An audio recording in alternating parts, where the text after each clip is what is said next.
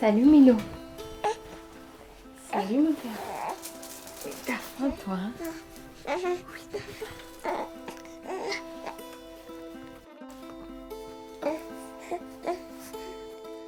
T'es fatiguée?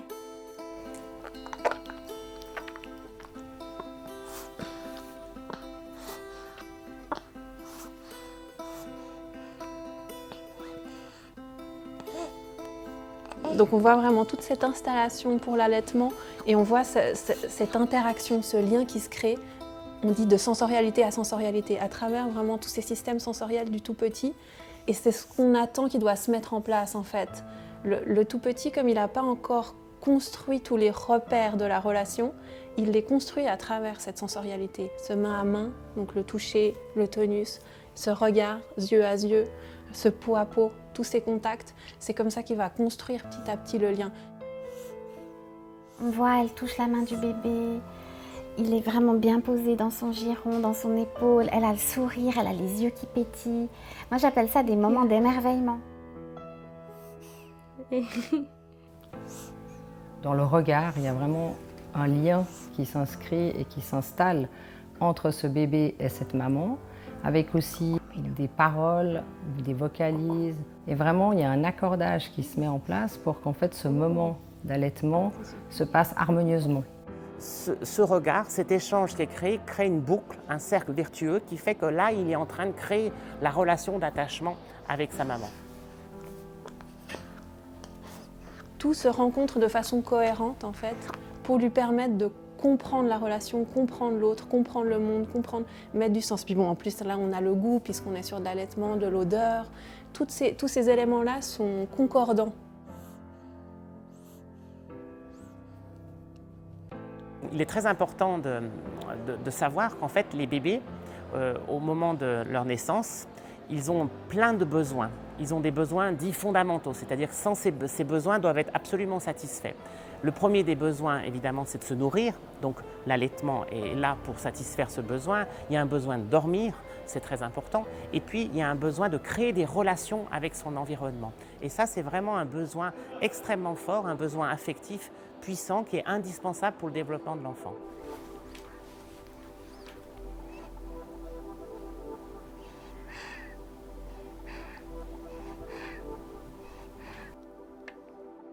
Si on n'est pas là avec le bébé, il peut s'endormir très vite, ne pas avoir assez pris à manger, puis du coup réclamer beaucoup plus vite à manger, ce qui fait qu'après on se retrouve avec des bébés qui ne sont jamais satisfaits, puis qui deviennent peu réguliers dans leur rythme. Ça, c'est un facteur d'épuisement aussi pour les parents. Le problème des écrans, c'est que si c'est utilisé trop souvent, ça vient trop régulièrement casser cette cohérence en fait. Cette rencontre où tout se met ensemble. Ça peut créer une incohérence, c'est-à-dire, ok, je suis en train de téter, il y a un goût, il y a un tonus, il y a un son, il y a un regard, et tout à coup, en fait, il y a des éléments qui n'y sont plus. Des fois oui, des fois non. Comment le petit arrive à créer en fait cette cohérence?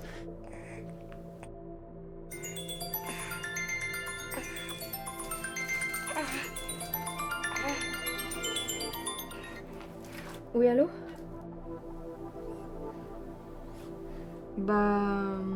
Je sais pas. Quand le téléphone sonne, le temps se fige pour l'enfant qui arrête complètement la succion. Et la mère ne réalise pas tout de suite parce qu'elle est prise dans une autre activité. Et finalement, est-ce que ce que je fais sur le téléphone peut attendre? Parce que l'enfant, on voit bien que c'est difficile pour lui d'attendre et qu'il a besoin de cette qualité de présence pour être bien, pour bien manger, pour manger en continu.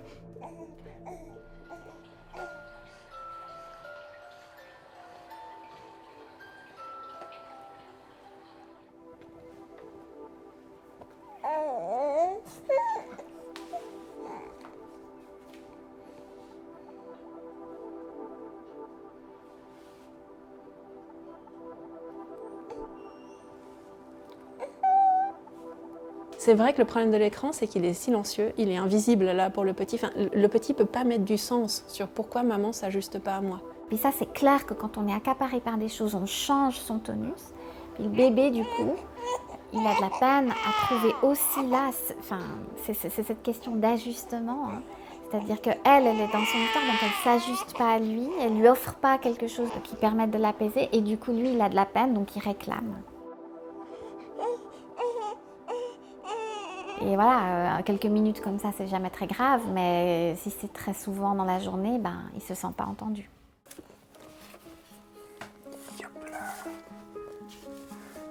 C'est à qui ces pieds-là? C'est à qui ces pieds-là? Hein? C'est à Milo les pieds là? Ah ouais?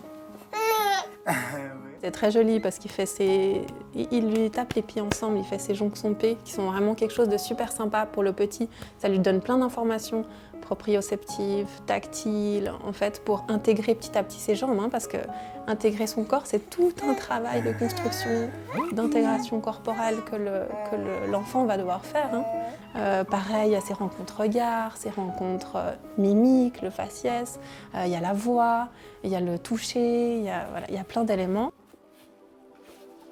Bah, allô? Ça va?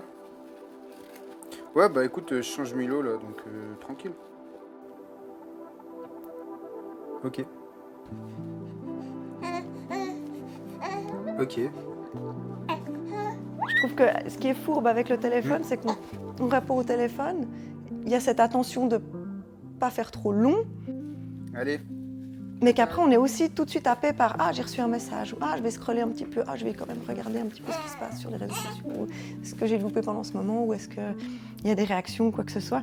Et que finalement c'est une sorte de gouffre à attention. On voit que les parents, quand ils sont en interaction avec leurs enfants et qu'ils ont des relations et ils sourient et ils sont très actifs, très expressifs, et au moment où ils viennent face à l'écran, en fait, il y a cet état de still face en fait, où il y a comme un masque qui vient se poser sur le visage de l'adulte qui est en train de regarder son écran ou de consulter son écran. Parce que d'imaginer que le petit il est face tout à coup à ce visage impassible comme ça, sans pouvoir mettre une compréhension dessus, puisque tout à coup, la personne qui s'occupe de lui n'est plus présente ni au niveau regard, ni au niveau voix, ni au niveau... Il a changé au niveau tonique, on voit cette impassibilité comme ça. Le bébé il détecte parfaitement les différentes phases qui ont lieu et les moments où le papa est entièrement dédié à la tâche du change et puis les moments où le papa s'enlève de cette tâche et du coup focalise son attention, à la fois visuelle, tactile et auditive, sur une autre tâche qui est par exemple de répondre au téléphone ou de taper sur son portable. Et le bébé, c'est un formidable être qui est capable de détecter ces interférences et de bien repérer que là, il n'est pas vraiment avec moi. Oh, mon petit bonhomme. Hop. Qu'est-ce qu'il a? T'as vu? Ouais, c'est ça que tu voulais. Tiens, bonhomme. Hop.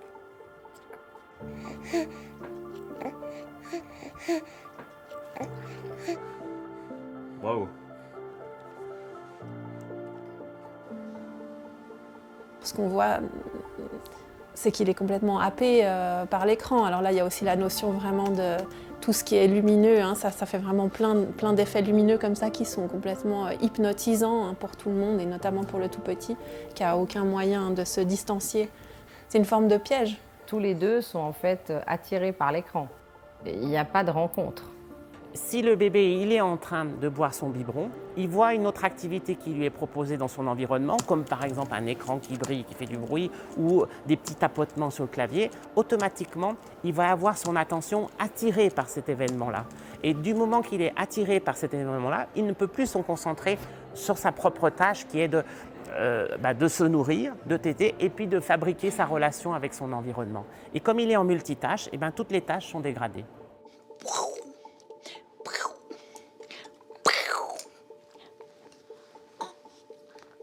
C'est bien. La question, c'est pas de le mettre dos à l'écran ou de le mettre face à l'écran.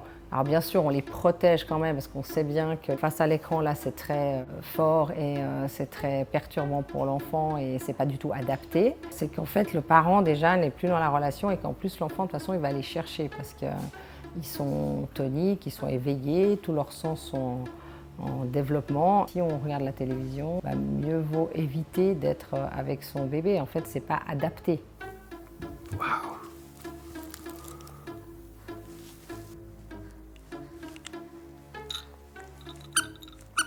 Rappelons que le jeu fait partie des activités humaines fondamentales qui sont essentielles au développement de l'enfant dès le plus jeune âge, et on joue tout au long de la vie, et le jeu c'est vraiment une activité qui est présente dès les premiers mois de la vie jusqu'à l'âge adulte. On n'arrête pas de jouer et on sait que les activités de jeu sont extrêmement importantes et bénéfiques pour le développement psychologique de l'enfant. Les enfants aiment jouer seuls de temps en temps et il faut les laisser, il n'y a aucun problème à ça. On n'a pas besoin d'être tout le temps là, de loin pas. Donc ça, il n'y a aucun problème. Puis je suis occupée, je dois faire les trucs, tout ça.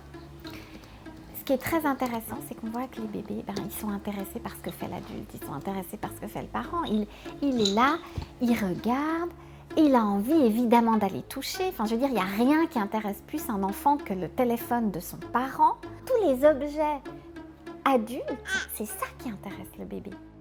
Déjà, oui, de mettre l'ordinateur à distance me paraîtrait un premier élément. Et puis d'éviter de tourner l'écran, c'est-à-dire toujours penser que cette lumière, elle vient quand même chercher vraiment le regard et puis hypnotiser le petit. Le bébé est sur son tapis de jeu, il a son environnement adapté, il est en sécurité, le papa peut jouer un petit moment avec, et si le bébé a une forme d'autonomie et puis à un moment donné est dans sa bulle et joue, ça peut être à distance que le papa peut faire quelques mails, être sur un écran. Comme c'est extrêmement difficile de ne pas faire attention à ces écrans lumineux, il faut mieux les éteindre pendant un petit laps de temps et puis les rallumer quand on en a besoin.